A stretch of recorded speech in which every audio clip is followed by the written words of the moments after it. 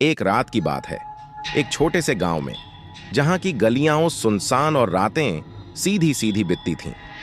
गांव वाले कहते थे कि वहां रात को जानवर भी नहीं घूमते थे, क्योंकि कहानियां फैली हुई थीं कि वहां रात को आत्माएं घूमती हैं।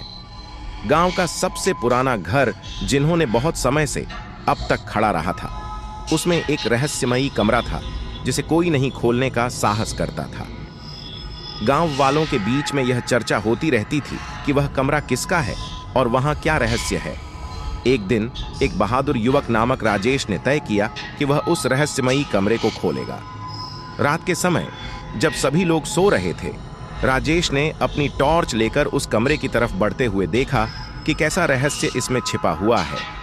जब उसने दरवाजा खोला, वह देखा कि कमरा बहुत ही पुराना और धूप से अंधेरा हुआ है।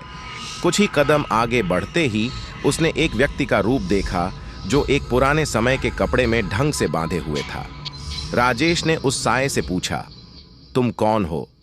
साया मुंह से बोला, मैं यहां अपने आप को छुपाकर बैठा हूं, क्योंकि मेरी मौत एक रहस्य है जो कभी सुलझी नहीं है।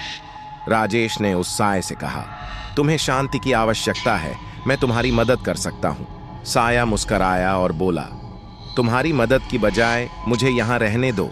मेरा आत्मा यहां शांति पा रहा है और मैं तुम्हें किसी भी कठिनाई से बचाने के लिए मदद करूंगा।